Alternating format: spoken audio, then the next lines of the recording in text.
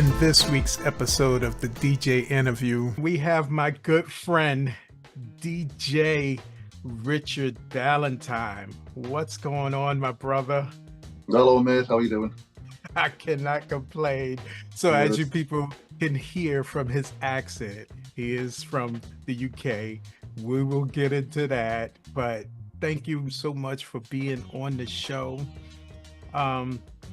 Let everybody know who's listening live and on the replay who you are, where you grew up, and how did you get into this hip hop thing? Right. First of all, thanks for having me on the show, mate.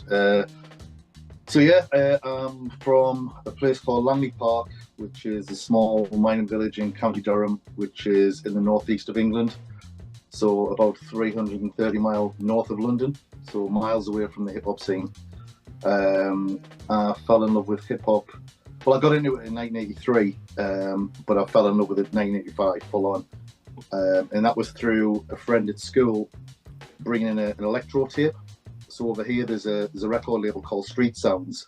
Okay. And what they would do is, there's a load of volumes, I think there's like 20 odd volumes of it. But what they would do is they get somebody to mix all the latest 12 inches that were out at the time onto one record. So for us younger people who were obviously still at school and didn't have a lot of money, it was a great way of hearing all these records and get to know all the artists. And out of all of them, my favourite was still number 9. It had World Class Wrecking Crew, Mantronics, Dougie Fresh, Kid Frost, D.ST, our mate, the legend. So that was my introduction anyway. So that was 1983 through 1985. Then that was it for the rest of my life, basically. And I'm 52 now, so as you can probably tell, well, I've got the grey hair and ponytail for you today. So yes. I see the whole. Oh, let me officially start the interview. Bam. I see all the records behind you. How long did it take you, and how long have you been collecting vinyl? Right, well, obviously I started getting records 83, 85. My mum and dad would get me records for Christmas, so I had any pocket money. But bearing in mind where I live in the northeast, in the early 80s, there was no record shops selling hip-hop records. It wasn't until later on there was a shop called Hitsville USA, and it would get import LPs from America. The only problem was they'd only import maybe 2 or 3 copies of it. So if you missed out, you missed out. and I live 20 miles away from Newcastle, so back then I didn't drive, so you'd have to get in a bus, travel for an hour, go to Newcastle, go to the record shop, go home, and then we rinse and repeat every week. But I started collecting properly like 80s when I left school and started work. This is my room for the 12 inches, all my LPs, their own bedroom. And I've just cleared down for the 8th time about 900 records. So I'm getting rid of stuff and I'm trying not to replace it with other stuff. So this time I thought, no, that's it. It's an addiction. It's an addiction. Well, as we've talked about before as well, I was a comic book head first. Yes. From 1975 onwards. So that's my other passion before hip hop came along. So between the two, it's not cheap as a hobby. For real. I'm passionate about both the same, so sometimes it's quite difficult. You got to make a choice, but so still buying records and still loving it. And every now and then, I put little videos on Facebook and Instagram, just messing about my bedroom, in the record room, just to let people know. I see your videos online, and it's just so amazing. So everybody, Richard Ballentine is on Facebook, and if you search him and see his name, you'll see some of the mixes he's done, and they quick, and get out of there. Sometimes they play, and sometimes they don't. You know how the algorithm does. Yeah. I've been muted a few times over the last few days, but it's all vinyl. Sometimes 45, sometimes 12, sometimes LPs, sometimes all of them together. Obviously, I try and record it once or twice, and then just leave it. So that's why, if you're watching the videos, there's probably mistakes in there and records jumping and bits go wrong. But it's all live, and that's real. This is it. As African Islam one says, sometimes leaving the mistakes in is the best part, because you've got to come back from that and then try and do something else in the mix. So right. It's a good challenge and it keeps it fresh. So yeah.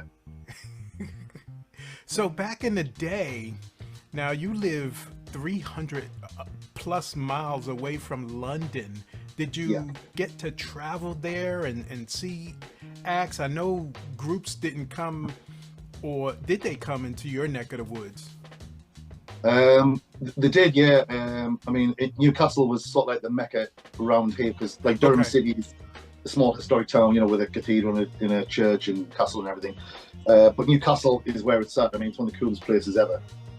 So the very first gig I went to was De La Soul, which would have been 1989, because I think that's when the debut LP came out. Mm-hmm. And I remember they were on stage and they were saying it's one of the very first tours they've ever done. So I got to see them, got to meet them afterwards, and then a Tribe Called Quest played. But at the time, there was only about 30 or 40 people there. There wasn't very many people because Tribe Called Quest had just debuted with their LP. Right. So they were the first couple of acts, and then obviously acts from the UK came up, and then the names got bigger and bigger and bigger. But yeah, I mean, I used to go down to London, and I used to go to Manchester because my ex-partner wife at the time, she was a student in Manchester and in London, so I got the opportunity to go down there, obviously go record buy and then all the rest of it, you know, sometimes go to gigs. And as we've said before, if Facebook or Instagram had been around when we're in our early 20s, Man. you know what I'm saying? It's like all the people I've connected with now, not just in the UK, but all over the world, it would just open so many doors. And, you know, the amount of gigs I've been to where it's just friends on Facebook saying, "Are you going to this gig?" "Yeah, right, I'll see you down there, mate. We'll go for a beer afterwards." And it's beautiful. We'll get into that because you took a New York trip recently. Well, 6 months recently.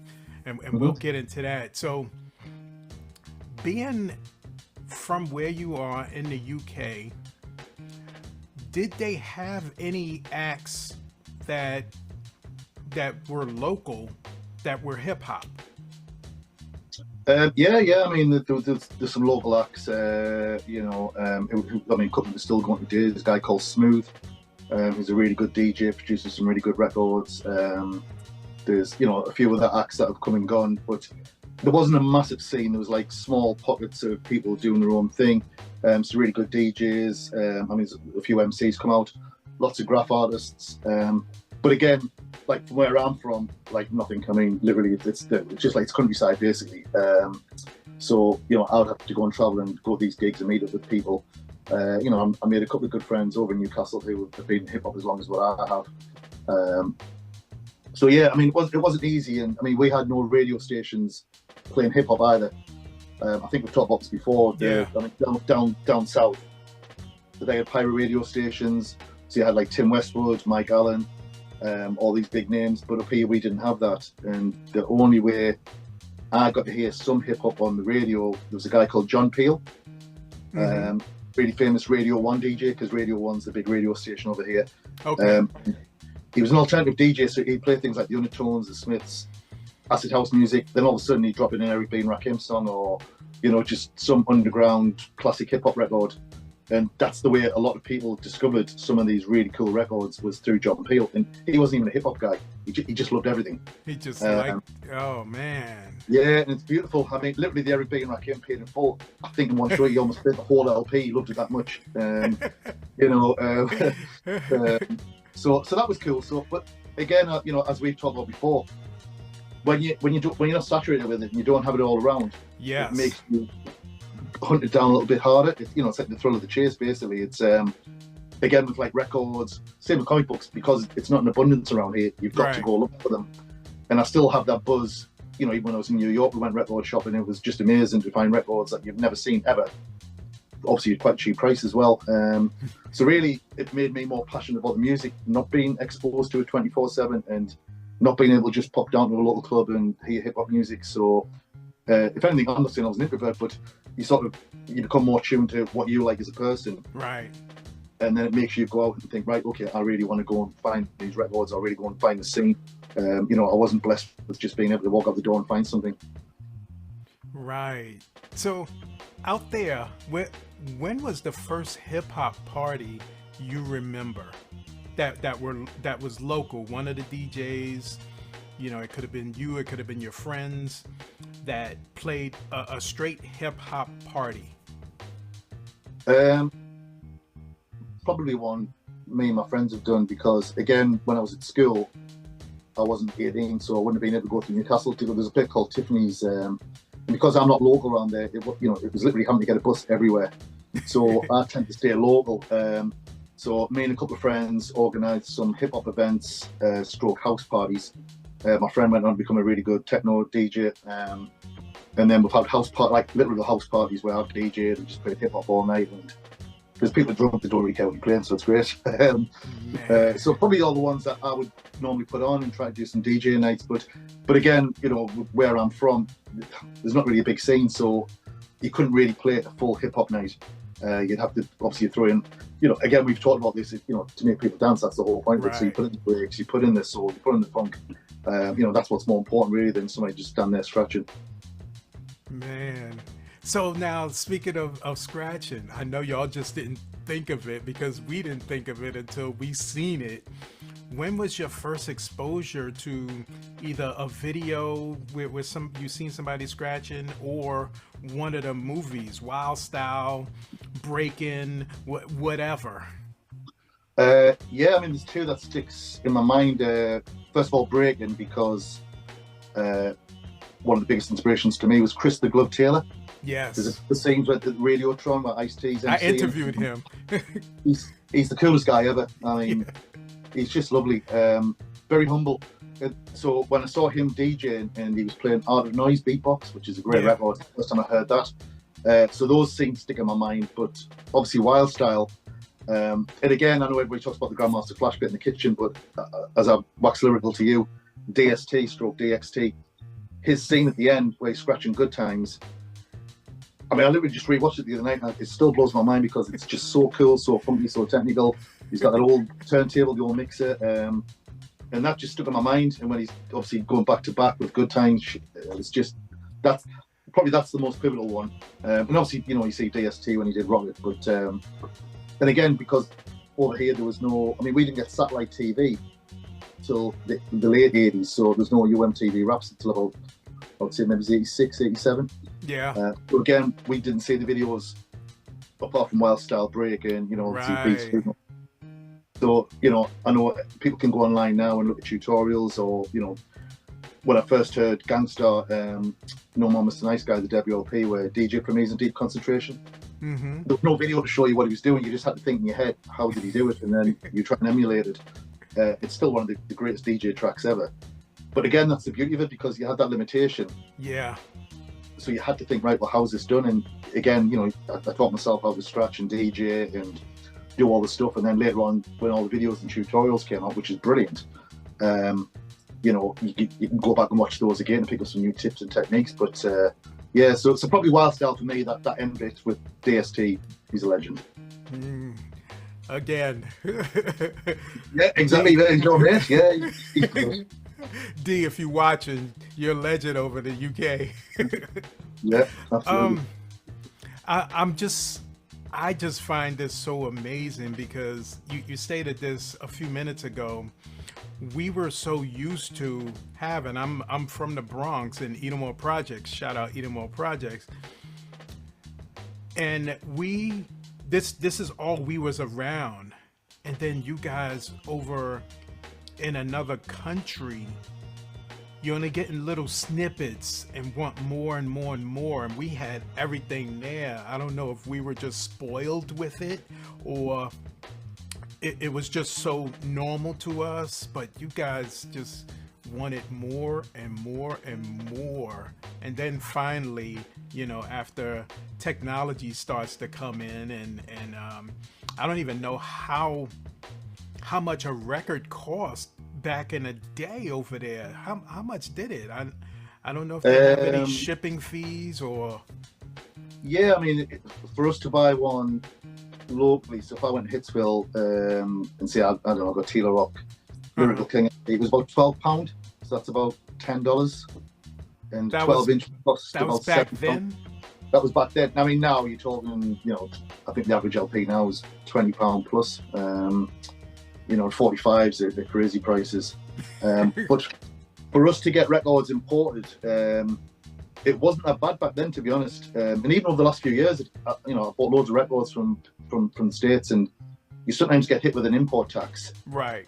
It's not that much, but obviously the prices now have gone through the roof. So like sites like Discogs, Yes. you look at the price and you look at all the shipping fees, and sometimes it's like twice the price of the record that you want to buy. So, and obviously now, you know, our government stupidly decided to leave, you know, the EU, even getting records from Europe. I think I was telling you last time, you know, I bought records from Sweden for £10, and it costs us £15 for shipping fee and tax. You just think that's crazy, you know. So it's a shame because people wanting to buy records are suffering. But obviously, people who do that for a living and sell, they're struggling because a lot of their market was shipping out to Europe and shipping out to the States, and people just don't want to pay the import charges. Mm-hmm. And what I seen over a couple of weeks ago, I did my first vinyl record show where I was a vendor, and the thing was, there was a lot more younger people there buying vinyl, which is going back to when we were younger and buying vinyl. You know, you're not having the kid. A lot of the kids now are coming to vinyl and getting away from the streaming thing because it's a physical thing they can hold now. It's something they can touch now. Hopefully that don't fall. But I found that so amazing in this day, and of course the records are astronomical in prices. You get some of these albums, they come out and they're $100, $120. Taylor Swift, you know, $100. I know. I mean, I've got two girls. Even Lily, my oldest daughter Lily, she's you know, she's 20 and she's really into music and buying records. And there's times where I bought her records for Christmas or birthday presents in like 30-40 quid, and it's a brand new release. Right. And then they're only out for a limited time as well. Then, you know, they go on the second-hand market for crazy prices. But, you know, I've took her to record fairs, and, you know, we go to the market sometimes, or anytime in the charity shop we're digging through the boxes, and, you know, she's picked up some really nice records. And again, she said, "Oh, you get a right buzz when you're picking records up for cheap prices." And that's what I'm trying to get across to her. It's like, well, that's what it's all about, really. Buying it online, 40 quid, it has no emotion attached to it. But you know, but like you just said there, I love the fact that younger people are wanting something tangible in their hands to hold and to look at, because, you know, you've done it, I've probably done it. You know, I'll sit in the bus just going over and over the back cover and just kind of wait to get home to listen to it. And while you listen to the record, you know, I always wish hip-hop records did more with the inner sleeves, where they put more info in there. I used to love when they had the lyrics in there, but I still wish there was more background information in the records, because, you know, you'd sit there for hours just looking at the record while you're playing. Yes. You know, and, you know, I still do that to this day now. Even when I'm sitting there listening to records, I'll still pull the cover and I'm like, you still get that emotion of what it was like back then, like when you first bought it in 1987 or whatever. I had a conversation with one of my friends who's a producer, and we talked about, you know, like you just said, looking on the back of the records to see who produced it, who arranged it, the players on there, they actually play instruments. The cover itself, you don't get this from an MP3. No. And then in the back, you get a whole bunch more. Got a thumbs up. Hey. Somebody likes me. Yeah. But you don't get that from an MP3, and it took me a long while to stop hating on digital. And now I kind of embrace it more, but I still have my vinyl setup. No, I'm exactly the same, mate. You know, I've never been against it. You know, I would buy CDs as well, because sometimes back then the CDs would have extra tracks on. And obviously, as you know, a lot of early hip hop LPs, the sound quality is awful. So sometimes when you got the CD version, it sounded obviously a lot better. Right. And you know, I'm lazy. I can't bother to record from a CD onto a blank CD onto USB or whatever. You know, I just buy the CD and I've got that for the car. But you're right. You don't have that same attachment to downloading or, you know, uploading. I mean, I've never downloaded record music on, so I don't know, download, upload. Right.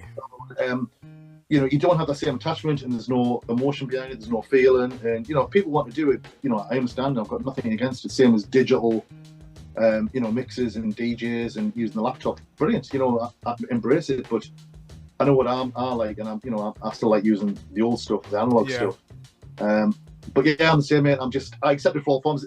To me, if you've got the record on CD, MP3, or vinyl, as long as you've got the record, I think that's the main thing. Yes. I've never understood. I've had not disagreements. People say like, "Oh, I don't buy CDs," and I'm thinking, well, Diamond D's first album came out on CD only back in 1992, whatever it was.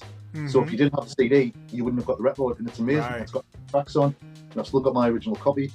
You know, and people have this thing where I don't buy LPs, I only buy 12 inches, and I'm thinking, well, it's crazy because, you know, I love LPs, I love 12s, I like 45s. I can't DJ with them because I'm too heavy-handed, but you know, yeah. Oh, that's funny. Take us through the 90s. You just brought up the 92. Take us through the 90s. Now, is hip hop becoming more mainstream there? Are there radio stations popping up? Yeah, absolutely. So during the 90s, obviously, Tim Westwood was really big because he went on to Radio 1, and then he would go across to the States and with Funkmaster Flex on Hot 97. Right. And it was like a ritual, you know, like I think it was a Friday night or a Saturday night, you'd sit up and record them on cassettes because they would have exclusive freestyles on. I mean, Master Flex would do, you know, mix and stuff. But, you know, sometimes like Redman would drop in and just do a freestyle, and it was great. And again, it was a bit like going back to the early days where you'd hear records that hadn't come across here yet. Yeah. And that's what Tim Westwood was really good at, actually. He was like dropping records that, you know, were about to become big. So yeah, so there was a lot more on the radio stations. It was becoming more mainstream. You know, a lot of people who didn't really get hip hop in the 80s started to get it a little bit more.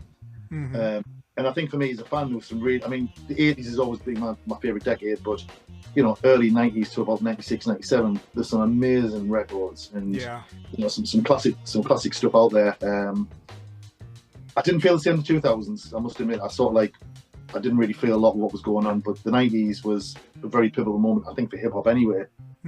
Again, with, you know, on MTV, it was, you know, or the music stations, you just expected to see hip hop records on there. It wasn't just on one exclusive channel, you know, so I think a lot more people got it. When I go to clubs, it's not really cool saying that, but, you know, to go clubbing, you know, there was a lot more hip hop getting played in between all the dance music, because again, up here, there was a lot of dance clubs. The rave scene was massive, the house scene was massive. There were still hip hop nights on, but sometimes it was quite nice being out with your mates on the beer and, you know, you'd hear a hip hop song. And so, you know, again, I'm all for that. You know, the more people who get to hear it, you know, I've got no, I'm not territorial about it, and I don't like holding as if like it's my baby, I don't want anybody else liking it. I think the whole world hear all these records, and, you know. What other type of music is local to the area? Rock's heavy. Rock's the big one, basically. Okay. Massive. I mean, I've got one of my best mates. He's drummer in an Excess tribute band. That's one. I think it's the only one in the UK, and they're doing really well. There's lots of tribute bands over here too, like the indie music. You know, your Smiths and your Cure and all that kind of stuff. And obviously, dance is really big. You know, a lot of the clubs. But you know, again, I mean, there are some places where, I mean, I don't do it now, but if you go to these clubs and places, they do play hip hop, but a lot of it is centered around dance music and obviously heavy. Nice. And pop, yeah.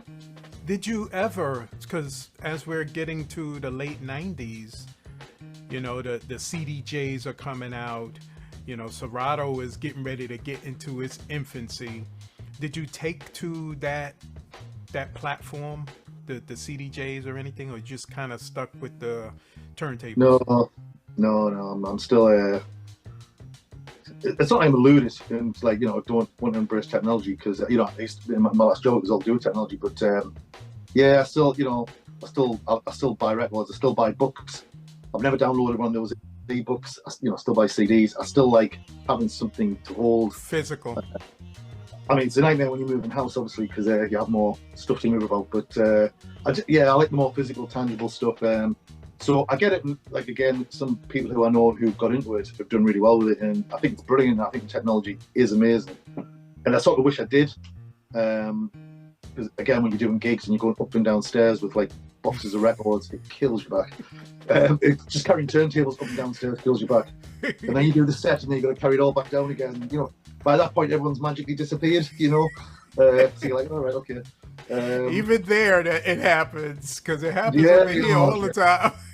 It's amazing how many people are busy when you're moving house, or you've got a gig to do. Like, I'll see you there tonight, but yeah. But no, so yeah, I didn't really embrace that side of it, but I appreciate it all. I appreciate people who did embrace it all. You know, but I know I'm just stuck to what I like, basically. Nice. Tell us about your comic book. We touched on that a little bit ago. Tell us about your comic book collection and what did you collect? So I got into comics like early 70s. So like my mum and dad and my grandma and granddad would buy. You know, we would get like all the Marvel comics on the spinner racks in the shops. So that started my love off for Marvel comics. Big Jack Kirby, Steve Ditko, John Buscema. I always loved art. That's probably my first love out of everything. So it's just natural that I got into comic books because I loved art, I loved stories, I love films. So it's just all connected.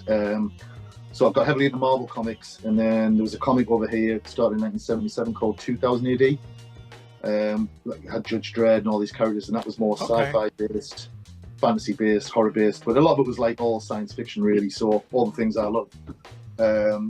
So yes, so still kept and have an interest in comic books, and again, you know, that's why I loved. You know, when obviously graph wasn't one of the first elements of hip hop, but it became part of hip hop.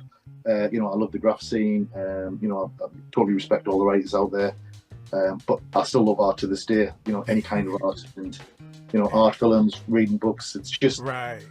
It's like that thing about hip hop, and again, we've talked about this. You know, I always felt like hip hop and comic books sort of did go hand in hand, because a lot of the comic books artworks inspired the graffiti writers, but also inspired, you know, the DJs and the rappers, and to this day, you know, all the DJs and rappers who talk about how they were in comic books when they're growing up, and you know, I think I was telling you, we'll touch on it, but when I met DMC in New York, he was telling me about his love for comic books first and foremost before he joined Run DMC, and you get to see all these other people like Esoteric, who has a Cesar Face group, and everybody's still as passionate now about comic books in hip hop as what they were back when they were teenagers. So I love it. I think it's great. Nice. Oh man, I used to. I'm a big Spider-Man fan, and a big Incredible Hulk fan. Oh, yeah, me too, man. So back in the day with the comics, and I was into Doctor Strange too. I love Doctor Strange. So all the comics we had back in the day, you know, they 10 and 20 cent. I can imagine how much some of them comics would be worth nowadays. I'm not into it like I used to be. I do still have a few Spider-Man comics that I just kept around as nostalgia, but not into it. I'm more into, you know, the vinyl. Yeah. So now there was a question, and it's getting past me now. So I'll go on to the 2000s. The 2000s come in, and you already said you wasn't feeling the music too much. What was it like in the UK? Was hip hop dominating? Was it kind of getting even with the rest of the music, the rock, the dance? Yeah, I think so. Because I think by that point there was a lot more clubs playing hip hop. There was a lot more. It was magazines that we had Hip Hop Connection, clothing lines, and I think it was more accepted in a lot of places. It wasn't just a thing that was happening in London, which is what happened in the early 80s. You know, it was all down south, and then it sort of gradually made its way up to Manchester. Right. Then it moved its way up to like up to Newcastle. I mean, if you go a bit further, Scotland's about an hour and a half away, so you know we're pretty high up. So yeah, no, there was still a big scene, and I think at the time, I mean, my girls were born in 2003 and 2006, so once you become a dad, you know, things do change. So things change. Yep. The turntables like put to one side and like, you know, don't get touched at all for years. But yeah, so it was just I wasn't really feeling a lot of the music at the time. You know, I would listen to stuff, and I was buying less and less by that point. And not just because I was dad and obviously married and everything, but I just wasn't feeling it as much. And I was going back to 80s and 90s again and trying to fill in gaps or, mint up on records that were a bit beaten. So like sort of like 2000s was the stage where I think everybody has this like love affair with hip hop where they fall out of love a little bit. Yeah. That was my decade of like not really feeling it. And then late 2000s, there was a lot more great music coming out. And it's a lot of great stuff coming out from the UK. Obviously, there's some really good artists over here. So yeah, it all started like come back around again, like, late 2000s, and then from like 2010 onwards, I've got that passion back again, and I just found the quality that was coming out was a lot better from the US and from the UK. Nice. Now, did the other countries around you, your Germanys, anybody, did they have groups that you followed, hip hop groups that you followed? Yeah, I mean, there's some, but again, it was mainly the DJ side. Like from Denmark, DJ Noise, he was one of my favorite DJs. So I tend to listen more to the DJ side more than the MC side. Okay. Might sound sacrilegious, but I'm still, to me, the American hip hop is where my heart's at, really. So as much as I love the UK hip hop and the European hip hop from everywhere else, it's still just the American stuff for me. That's the hook, that's the place in my heart. But for the DJ side, I think in Europe and especially in the UK, we had some amazing DJs that still to this day are doing things that are incredible. Right. You said you were about an hour and a half from Scotland. Did they have a scene out there, a hip hop scene, or a music scene? Really? Yeah, it's big. I mean, there's never guessed it. Yeah, so in Scotland, I mean, the two major cities is Edinburgh and Glasgow. And I mean, I was in Glasgow a few years ago for the Lords of Rock tour. So it was Public Enemy, De La Soul, and the Wu-Tang Clan. Okay. And they played in Glasgow. But what was great on the same day, there was a thing called Yardworks, which is an outside festival where they've got graph artists, music playing, people come together. So there's a really good scene up in Glasgow and Edinburgh, and some really cool record shops, and some, I've been up there and had some really good nights and places that play hip hop. Which bizarrely, again, it's great because you can go to a bar, and there's one that me and my friend went to, and you go downstairs, like an underground bar. And it's a dance club, really, but there was a hip hop DJ playing for the first hour, and it was just brilliant. So yeah, there's a really good scene up there. Yeah, it's Scotland. I mean, Scotland's a beautiful place as well. So, and that's where my surname originates from. So I'm a bit biased. Of course, you wasn't that far, or you're still not that far from there. No, exactly. Speaking of the graffiti, did they have a graffiti epidemic there where they marked up pretty much every wall, every mode of transportation? Probably not as much as down south, because it's very, very strict up here. Again, in Newcastle, there's an area called Oosburn, it's a really cool place. It's where all the I'm going to say the Beatnuts there in a couple of months' time, and all the hip hop artists come there. But that whole area, that's saturated with graffiti. So it's great. But the train stations in all those places, they're really, really strict, and they really clamp down. So it's not as prevalent probably as what it is down south. I mean, you go to Bristol or you go to Brighton, all those places, and it's just everywhere. They tend to get more of the art side more than anywhere else. So yeah, it's around, but you wouldn't see it all over the place, no. Now, do you, in your area, do y'all have a bus system or a train system, or the tube, as they call it in London? Well, we don't have the tube. I mean, because obviously we're in the countryside, so we have a massive bus service, and then the nearest train station's in Durham, so that's like 5 miles away. But once you get into Newcastle and these places, there's like a bit of an underground system. So so it's nothing like New York City. It's it's not as easy to get around, to be honest. I mean, I know it's a lot smaller, but right. Yeah. So everybody just drives. Yeah, it's okay. Same where I am. I'm in the Illinois, in the St. Louis area, but on the Illinois side, and there's no real transportation. There's no trains at all. There's one that kind of goes from one end to something to another end to something, and it ends up near the St. Louis Cardinals Stadium, right, where the baseball team is, the American baseball team. Oh man, so going to now the later 2000s, the 2010s, what's going on there, hip hop wise? Because I guess the music has changed. So a lot of the new music is, you know, the newer rap. It's not the old school feeling. Did you guys take to that? Did you still do old school? What was going on? Yeah, I mean, I think there's a lot of like people my age were still in all the old school stuff.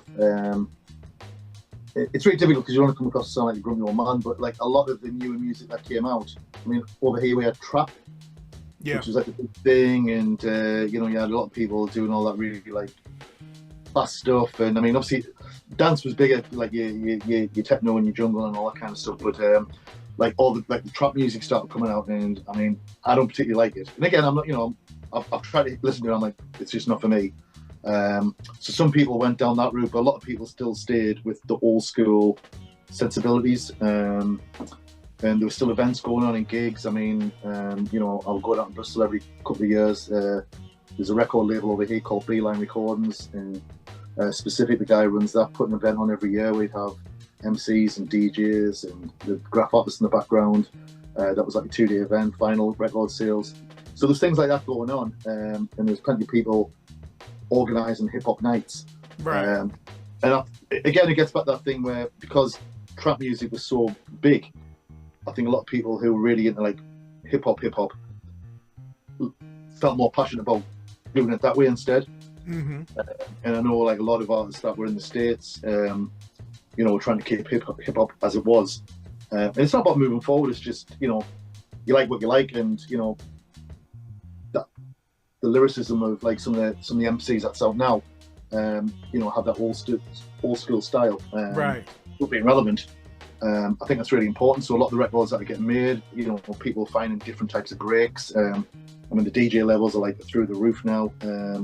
So, you know, there's really, really good stuff coming out. It's just, in a lot of places, people associated hip hop with like trap music or grime music, and it's just, yeah. Especially down south, like I say, if I was living in London, I'd probably tell you a bit more because it was everywhere. But up here, it's mainly pop, dance, and rock. Right, and you're the only hip hop head. You and your two other friends, right? No, there's a few. There's a lot of people over in Newcastle. You know, got radio shows and you know, working record shops and DJs and MCs and graph artists. So there's a lot of really cool people over in Newcastle. So you know, it's good. It's still alive, and a lot of them, some of the people that I used to see at gigs back in the 80s. So it's quite nice. So we've all still stayed with the hip hop. Yeah, nice. So now we're getting into what I was leading up to, your trip to New York. Is there anything else you wanted to touch on prior to, and this is only 6 months ago, so we skipped the whole 2010s. But I really wanted to talk about this because I know you, I don't remember if you told me this was your first time going to New York, but was it, and what was your experience there? So this is my second time going to New York. I first went 2003 before we had our children, and I mean that experience was memorable because I went to Fat Beats in New York. While I was in there, Percy P was there, and he collared us outside and sold us a CD, and we spent about an hour talking to him. He was freestyling and let me listen to his demo that he'd just done for the new Jurassic 5 album, which was Power Numbers, where he did a song with Big Daddy Kane, The Day of the Races. So that was cool.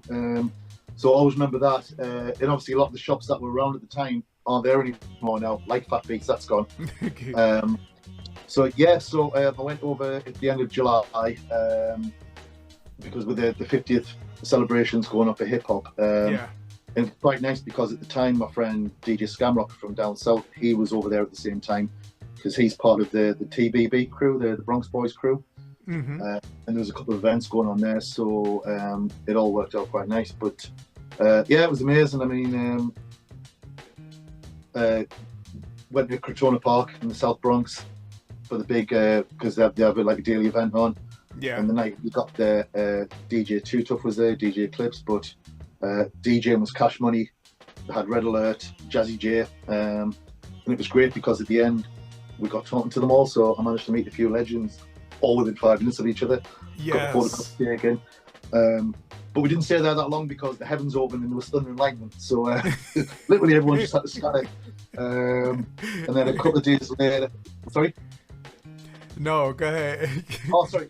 And a couple of days later, we went to Lincoln Park Hospital. The TBB crew put on because obviously they're all big on community, which is what hip hop's all about. Yes. So put an event on, like a food bank event, and DMC from DMC was coming along to do a speech, and there was a big awards ceremony. So that was cool. So DMC came over. We had a big chat about comic books, and he was talking about, because obviously I've got like a Jim Morrison and Doors tattoo, and he's like, "Oh, I love the Doors," and he had his AC/DC t-shirt on. He was telling me what he was watching music. If you hadn't been a rapper or in comic books, you would want to be a rock star. So that was really cool. And then I got to meet Johnny Juice, and I got to meet loads of original people from the Bronx, and went over to Brooklyn, met M-Ski, great guy. Hung around with Star Veronica, B-Girl, graffiti artist. Right. She's amazing. So that was cool. So I got to meet all these wonderful people. Man. And all these lovely memories. And when I came back home, still getting messages off people from the Bronx saying, you're part of the family now. Whenever you come back over, I mean, obviously, you're from the Bronx. It's just, it's about the people, and it made me understand more about the music, because it isn't just the music. It is the community. It is a culture. It is so important to everybody over there. I mean, I was there for a week. I could probably tell you more and more and more, but basically, I got to meet loads of artists. Went to some cool places, saw lots of graffiti, and got to go to A1 Records, pick up some bargains. Got to Brooklyn, so I'm hoping to get back sometime this year. Okay. But wonderful, yeah, just lots of amazing people, and when you meet people like Jazzy Jay, Cash Money, Red Alert, this thing where they say don't meet your heroes, they were all just the coolest and the nicest people. Man. Really grateful and very humble. So it was an amazing experience. Absolutely, it stayed with me, and like I say, my plan is to go over there as much as I can. So for everybody who hasn't been to Crotona Park, and this is like the epicenter of where everybody goes, explain to them, when you went there, what you seen and how you felt. It was really overwhelming, to be honest, because when we got off the train and then we walked along to try and get there, you could hear the music over the hill, but we couldn't find out where it was. And then you just literally guys just follow the music, and as you're going up the top, literally as I was walking in, DJ Too Tough from Tough Crew was coming out, DJ Clips was walking out, so we got talking to Too Tough, and Cash Money was DJing. And obviously Cash Money's an amazing DJ anyway, but to hear him play live in that sense. And the nice thing was, all the people that were there was people of all different ages. There was people there with the children, people there, the wives, or girlfriends, or boyfriends, whatever. And everybody was just vibing, and people were dancing. But I always remember there was a couple behind me, and I got talking to the man and the woman, and she said, "I'm not really into hip hop. My husband is. He's from the Bronx, but I'm loving it." And it was like a big, proper park jam. And it wasn't just people playing hip hop. It was, you had the B-boys and the B-girls, you had people dancing, and Grandmaster Caz was MCing, one of the greatest MCs of all time. So to actually see somebody DJing with Grandmaster Caz MCing live in the Bronx, and I can't describe it. It sounds really corny, but it did feel like coming home. I've never felt as comfortable anywhere as I have in my life. Anyway, being in New York, but especially being in the Bronx and around the people I was with. It was just a wonderful experience, and it's really hard to try and get across the video to anybody who I'm trying to tell. Right. But it was just magical. It's the only way to describe it, and it came away with a really good feeling, thinking, wow, I've actually been to the South Bronx, watching hip hop done live the way it would have been done back in the 70s. It was just amazing. It is amazing, and I think living there, you just get spoiled, and that's normal. We'll go to a jam here and then go to another one there, and then another day it's another jam. We called them jams back in the day. Mm-hmm. But to go somewhere and, you know, all the people you've seen and heard of over the years, and then you actually get to see them, I know, and like you said, words cannot describe it. No, and again, as we've talked about before, I mean, I'm a big fan of social media. I think it's really good because it's a tool, if used correctly, and can do a lot of good things. And I've met a lot of people through Facebook and Instagram and become really good friends with them. I've got to talk to a lot of artists, DJs, producers, MCs, you know, like heroes of mine who, you know, if you've gone back to my 13-year-old teenage self and said one day even talk to Julie D or MF Doom online, having a proper conversation, I'd be like, no way. You know, it's just, it's still mind-blowing.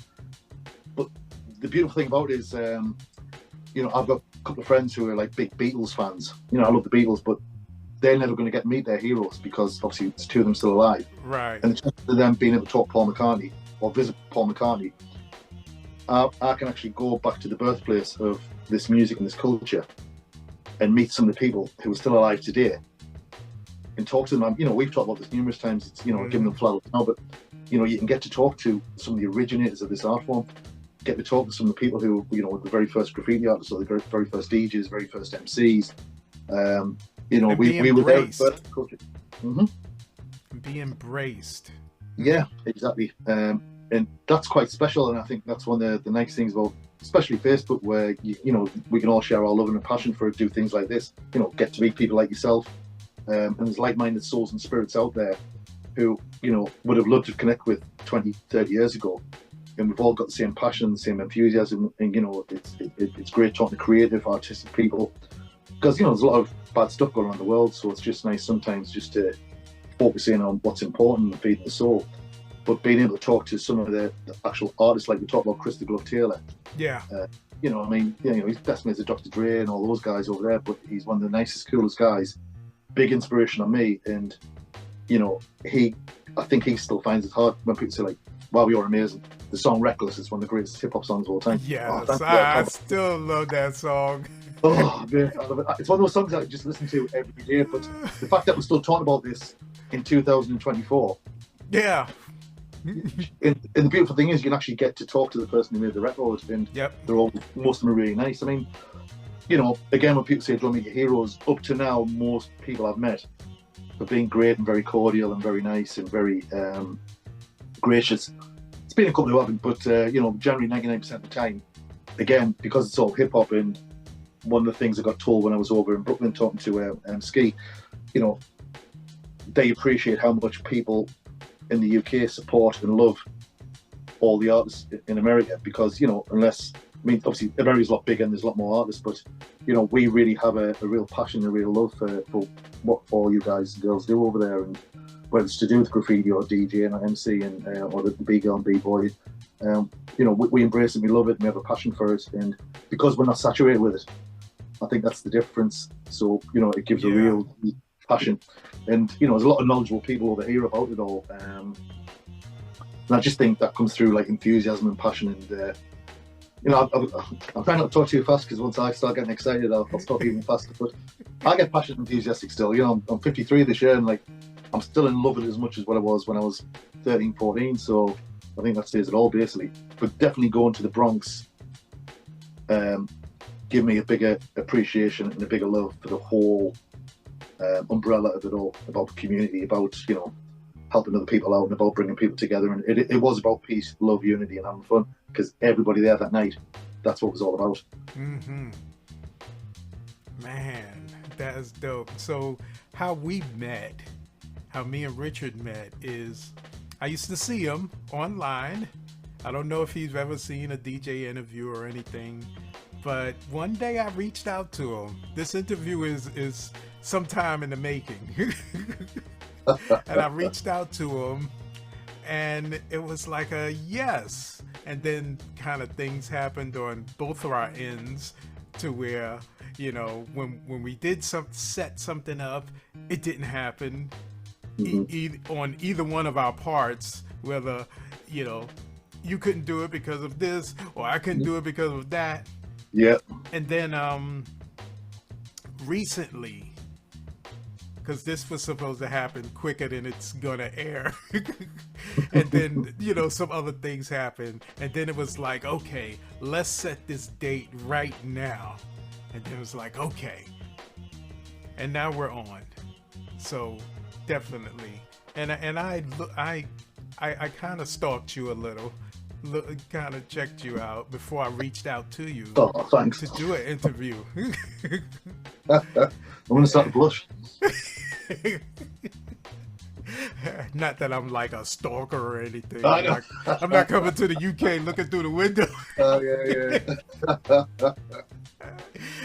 But, you know, I just found out, I mean, you know, we are on a different level because of our birthdays. We have we're our birthdays is the same day. So 23rd of December, yeah. The 23rd of December. And Like, I know you feel my pain when you just hope people remember your birthday because they're so wrapped up in the Christmas time. Yeah. Or you get that card where it's your joint birthday and Christmas present together. Yeah. If you get that card. If you get that card, yeah. But man, it's just so nice to have everything, you know, just line up the way it did. So I do really thank you for this. I thank you, and thank you very much. And obviously we've got to know each other. We've had lots of chats, and yes.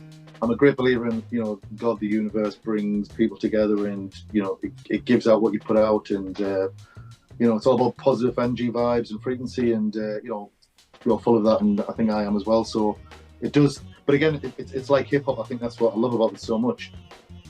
And comic books and art and film, it's like creative minds think very similar, and they tend to be on the same vibe. So naturally, when you meet somebody who's in hip hop, you're going to vibe with them straight away or get on with them because you've probably got similar mindsets and views and political stance and religious stance and everything else. But again, it gets back to what I was saying before about social media. It's being able to bring people like me and you together, all the people I've met in New York, to keep in contact with them, keep communication going, keep relationships going, that kind of thing. And again, if it's used properly, it's a wonderful thing. And but I really appreciate you doing this. Thank you very much. And the kind words. I've watched your interview channels, and I'd recommend anybody out there to watch them, along with Jay Corn's Hip Hop Historian, Rockbell's episodes. Fantastic. There's so many great stations out there doing so many good things and promoting what we all love. And I think generally there's like love and appreciation for everybody who's involved. So thank you very much. I really appreciate that. Thank you. Any last shout outs before we get out of here? Well, again, thanks to yourself, obviously, my two girls, Lily and Eva, all my family and friends, B-Girl, graffiti artist Star Veronica over in New York, all my friends who have made in New York and over here on Facebook, and just everybody, wish everybody peace and love. Nice, thank you. So, this is Harry the Big Dog, and I'm here with Richard Ballentine. We are truly going worldwide. I'm telling you. This is the DJ interview, and we will see you in the next interview. Cheers. Thank you.